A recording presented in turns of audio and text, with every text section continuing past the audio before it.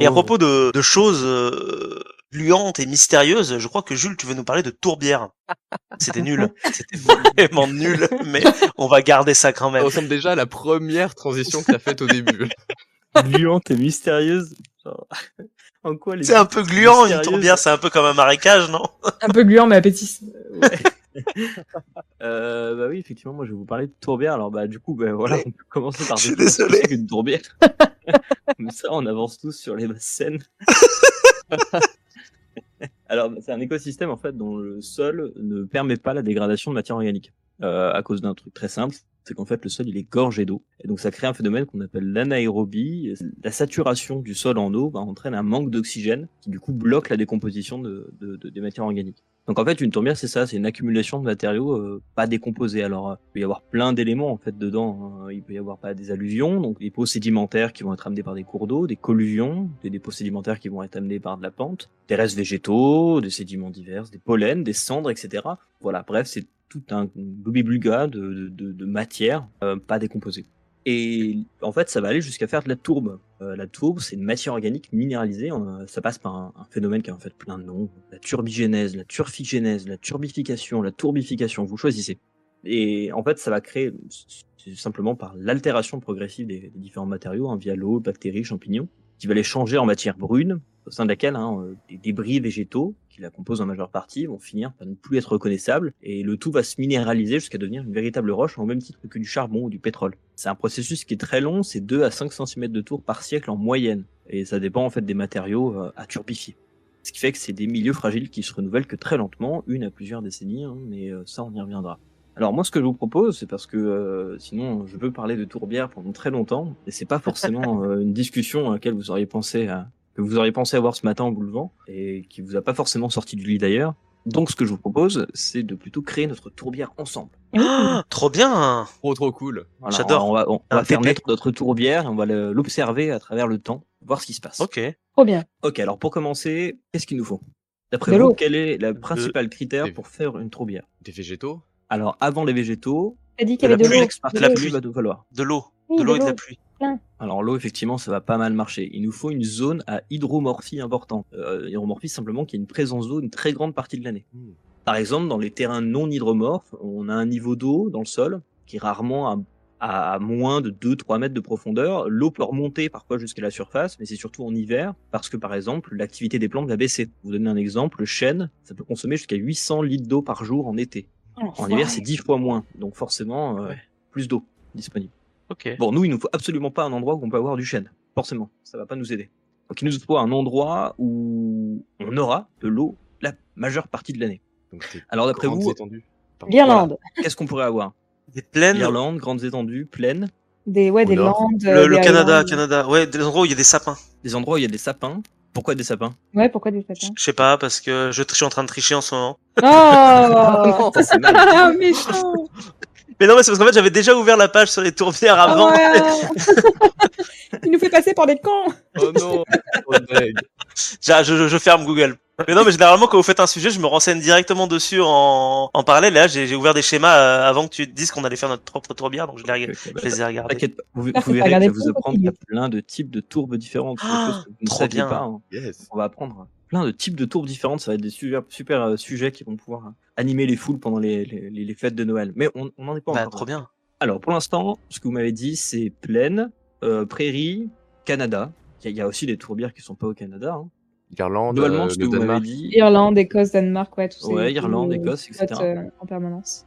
Quel est le dénominateur commun entre tous ces différents endroits que vous m'avez cités? Une Il importante flotte, il y a de pluviométrie.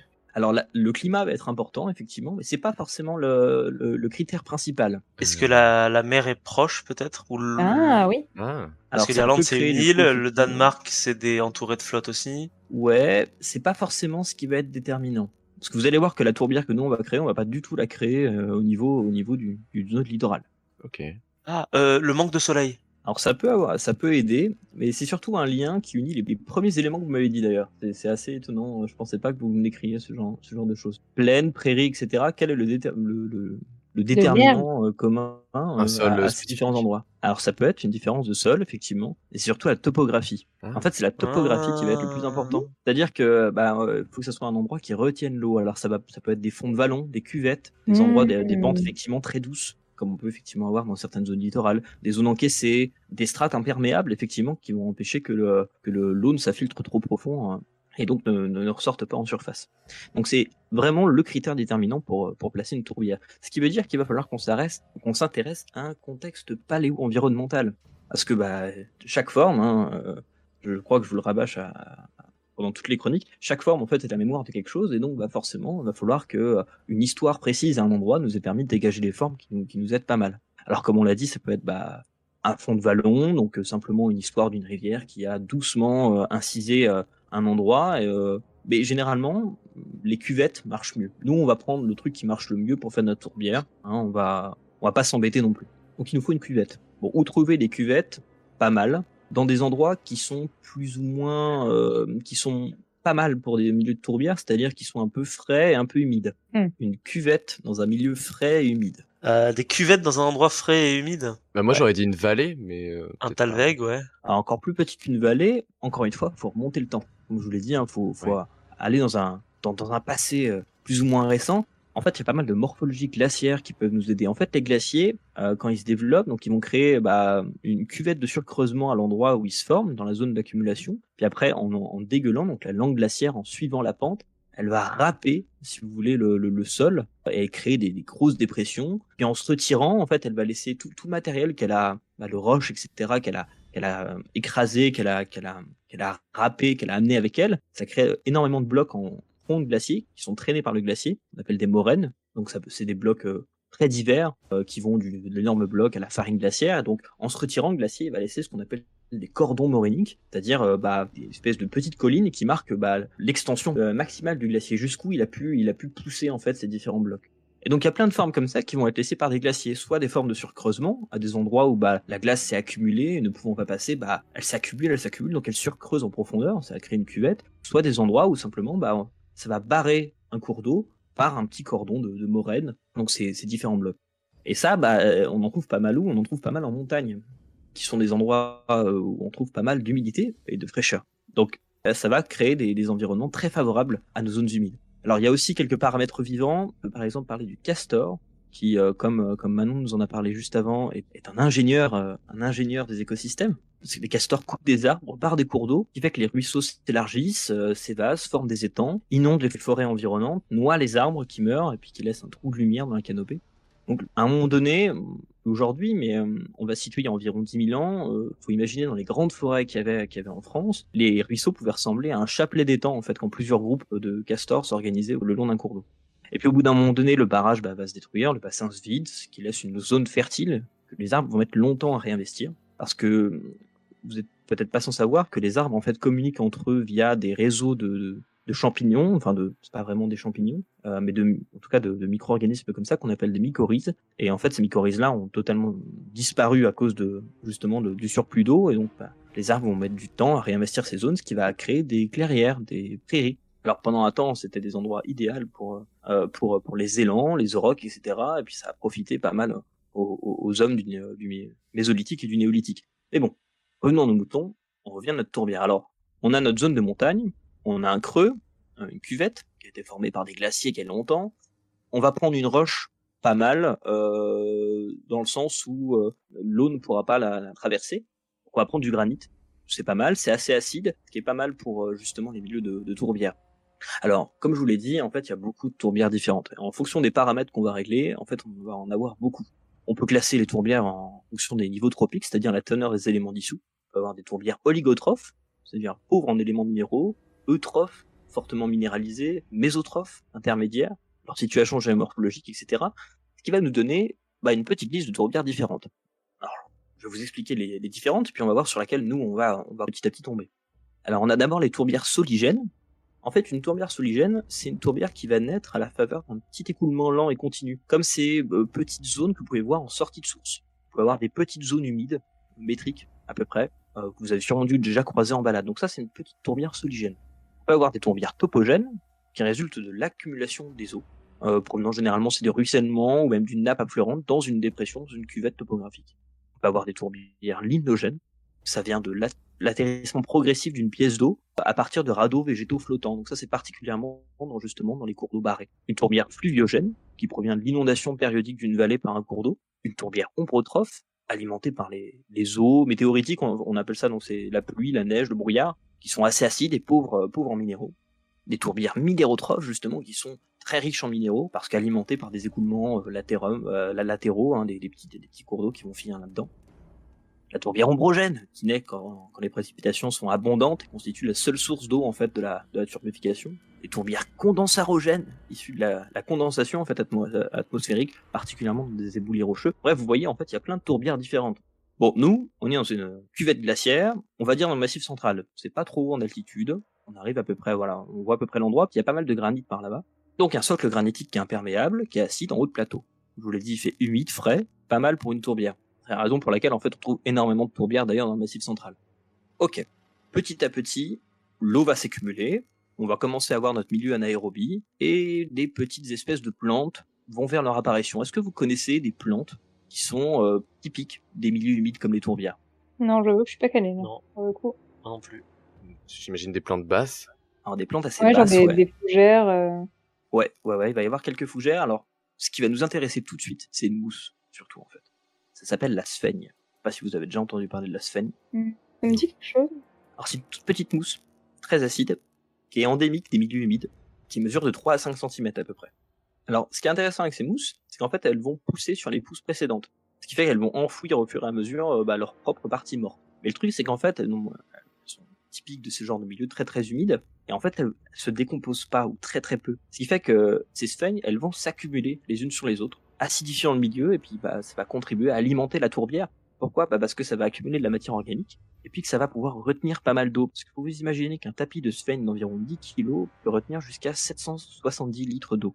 Wow. Donc grâce à ça, on va réussir du coup justement à homogénéiser notre apport d'eau dans l'année. Puisque les moments estivaux où on n'aura peut-être pas beaucoup d'eau, peut-être pas beaucoup d'apport d'eau, on pourra peut-être avoir toujours cette manne en eau, puisque il n'y a pas de cours d'eau qui arrive jusqu'à notre cuvette. Là, on a juste une cuvette perdue sur un plateau. Donc en fait, notre apport d'eau, il va venir principalement de la pluie, de la neige, du brouillard, etc. Alors, faut imaginer que ces sphènes, elles vont croître d'environ 3 cm par an, dans les bonnes conditions, donc il va falloir laisser faire un bon paquet de temps. Ok, notre tourbière, elle est en place, et petit à petit, en fait, elle va croître, et elle va gonfler. En fait, les sphènes vont s'accumuler dans des petites buttes, qu'on appelle les buttes ombrotrophes. Faut imaginer des boudins de mousse qui se développent au fur et à mesure que la tourbière grandit. Et petit à petit, on va voir apparaître des plantes incroyables. Ce qui fait la richesse des tourbières, c'est leur couleur. Il y a énormément de couleurs de part et d'autre. On a par exemple, je vais vous en citer quelques-unes, les plus célèbres, enfin celles qu'on trouve le plus facilement. Il y a les mourons délicats, c'est des petites plantes à feuilles rondes qui vont agrémenter les mousses de petites fleurs roses. Des bosquets de calunes, c'est un arbrisseau aux grappes de clochettes blanches à roses. La cardamine, des prés aux grandes nappes, aux grandes grappes de fleurs blanches. Les longues tiges de vinaigrette qui arborent des petites pointes de soie blanches qui bougent au gré des vents. La clamarine noire, un petit arbrisseau au besson.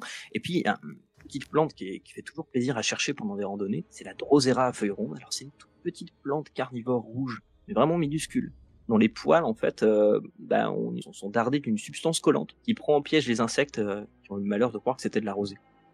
Au stade ultime de notre tourbière, donc après plusieurs siècles, largement plusieurs siècles, le terrain humide va former un dôme fait de plusieurs centaines de mètres de large, qui parfois en épaisseur peut faire plusieurs dizaines de mètres, dans la cuvette montagnarde.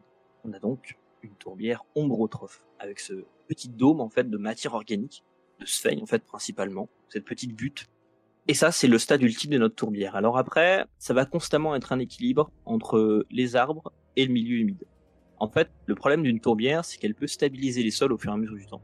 Et quand les sols se stabilisent, les arbustes vont apparaître plus nombreux, peuvent assécher le sol.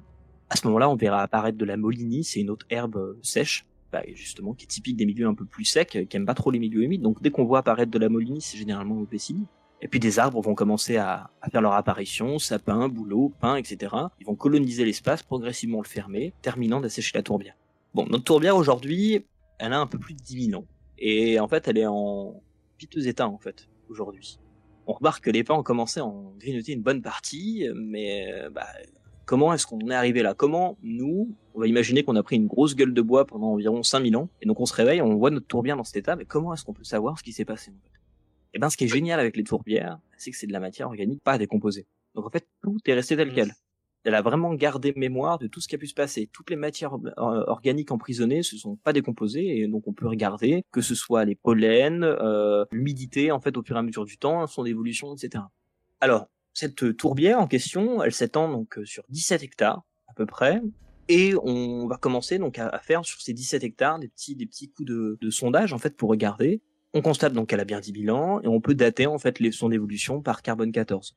En fait, ce qu'on constate, c'est que ça fait environ 2000 ans que cette tourbière, elle a commencé à petit s'assécher. Alors ça, c'est sûrement dû à plein de choses, peut-être des systèmes de drainage, peut-être etc. qui ont été mis en place. Mais bon, environ 2000 ans, ça pose une question, parce qu'il y a quelqu'un d'autre qui est arrivé il y a des 1000 ans, il y a un autre ingénieur du climat, mais pas forcément dans le bon sens du terme, qui s'appelle l'homme, qui se ramène.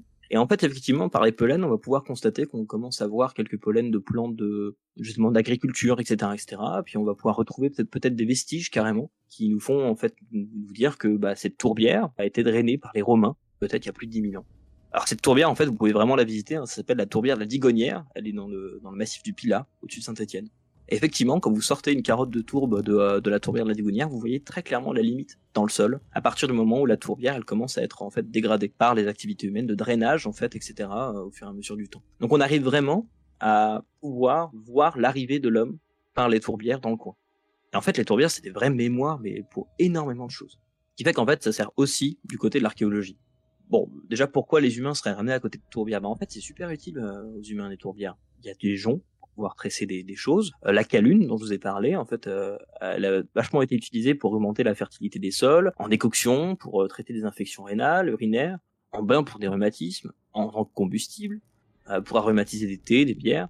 La camarine noire, elle a été utilisée comme plante médicinale, comme teinture, et même comme combustible. Et puis la tourbe, vous en avez peut-être déjà entendu parler, notamment en Irlande, c'est pas mal utilisé. C'est aussi utilisé en elle-même, vraiment la matière minérale.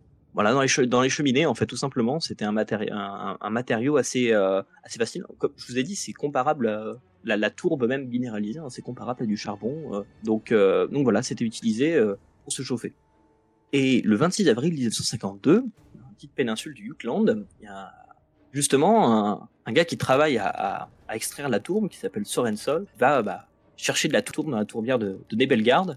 Vous imaginez, donc on est le 26 avril 1952, la guerre mondiale a considérablement appauvri la région, et en fait les habitants, ils ont recommencé à extraire la tourbe des tourbières pour chauffer les maisons.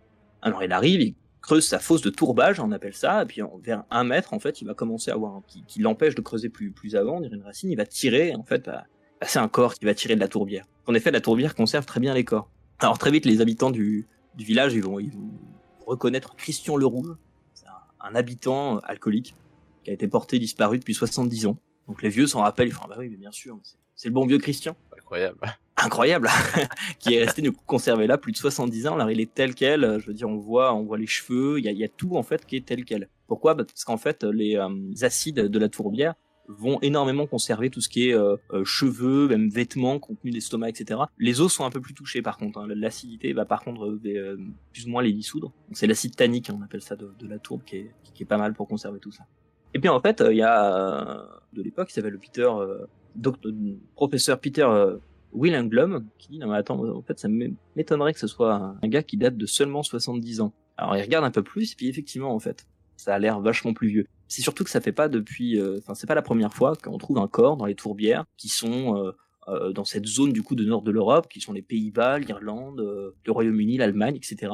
En fait, depuis 1650, on découvre régulièrement des corps. Aujourd'hui, on a découvert plus d'1 millier de momies dans le nord de l'Europe qui sont sorties des tourbières. On a, par exemple, l'homme qu'on vient de retrouver, dont on vient de parler, donc, qui s'appelle l'homme de Graubal, qui a été surnommé comme ça, qui est un mec de 1m75, qui avait environ 35 ans au moment de sa mort, qui est retrouvé nu. Et en fait, quand on commence à le regarder, on voit qu'il a été tué. Il n'est pas simplement mort de manière naturelle, on l'a frappé au mollet pour sûrement le mettre à terre, on l'a égorgé jusqu'aux vertèbres. Donc vraiment pas une mort naturelle. En Irlande, on va trouver par exemple l'homme de Croghan, c'est un gars dont il reste que le torse. Pareil, il est nu, il reste une lanière de cuir sur son bras gauche. Apparemment, il est mort d'un coup de poignard dans la poitrine, mais il a surtout été décapité et coupé en deux.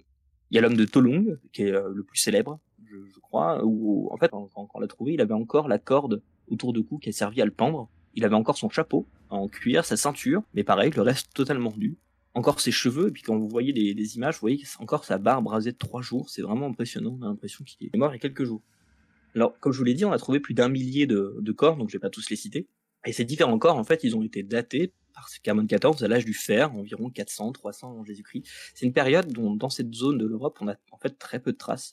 Et aujourd'hui, donc les différents archéologues, alors il y a des très bons travaux qui ont été faits dessus. Je vous invite à regarder, par exemple, un documentaire sur YouTube sur les hommes des Tourbières, qui a été fait par Thomas. Thomas Laurent. Oui, voilà, Thomas Laurent. Thomas Laurent. Voilà, qui a fait un super documentaire là-dessus. Et aujourd'hui, en fait, les archéologues sont moi, plus ou moins sur la piste de sacrifice humain, en fait, qui aurait pu être fait, qui aurait pu être généralisé dans cette culture, en fait, de l'âge du fer, dans cette zone-là. Et aujourd'hui, en fait, les tourbières, en gardant les cheveux, en gardant les vêtements, en gardant les contenus d'estomac, en fait, elles nous permettent même de décrire les déplacements des personnes, où elles venaient, où elles vivaient, quand est-ce qu'elles sont mortes, comment, qu'est-ce qu'elles mangeaient. Parce que rien que par les cheveux, en fait, vous pouvez suivre par des isotopes, en fait, les endroits où vous avez été, dans quel milieu vous avez grandi, dans quels environnements, etc.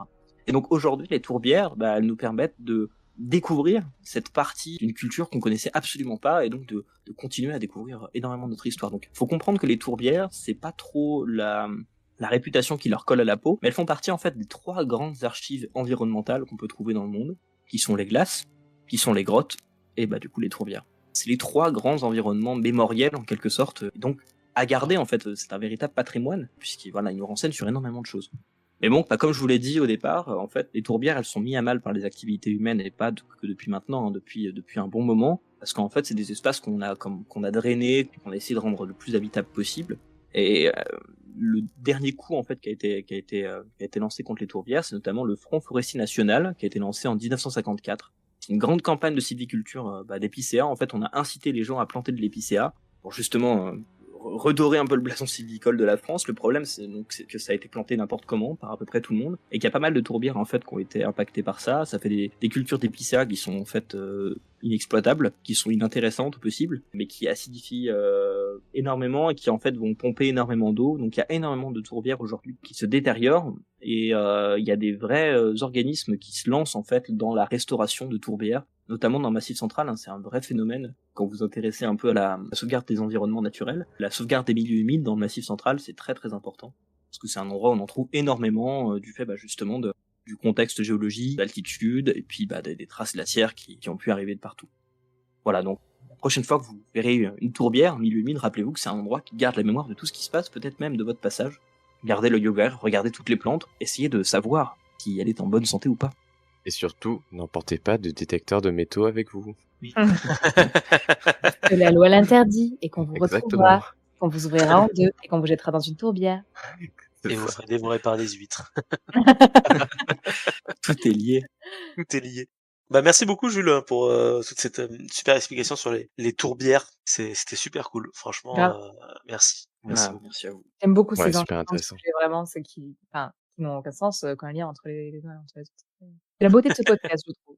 Oui, c'est la beauté, c'est que c'est toujours des choses on peut toujours essayer de trouver des liens quand même en s'amusant. C'est toujours un peu ça. C'est pour ça que mes transitions sont toujours what the fuck, parce que j'essaye de trouver des liens justement. Mais c'est ton truc, tu vois, c'est ta signature. La signature, c'est ça. Trouver des liens entre des choses qui n'ont pas de lien entre eux. Tout à fait. Beau. Pour finir par une petite anecdote, quand j'étais en licence du coup à Saint-Étienne, Ouais. quand on bossait sur la géographie physique, on n'avait pas grand-chose en fait à part des tourbières pour parler de géoarchéologie. Donc on mettait les bottes, c'était des sorties de terrain très humides. Et une fois on part avec un prof du coup dans le massif du Forêt, et donc il commence, voilà, on sort la tarière, le carottier manuel russe. Tac, on fait un petit trou, on sort le truc. Et puis lui en fait pour savoir si on était proche du lit rocheux, donc le bedrock, proche du granit, il prend la fin de la tour de la séquence de tourbe, il en met un peu dans sa bouche et il mâche comme ça. Alors on le regarde tous, il nous fait non mais faites pareil, c'est de la façon, c'est de la matière organique pas décomposée, c'est absolument rien de crade, voilà. Et l'idée c'est de sentir en fait entre les dents si ça croustille, et si ça croustille, c'est qu'il y a des grains de quartz. Ça veut dire qu'on n'est pas loin de la roche là.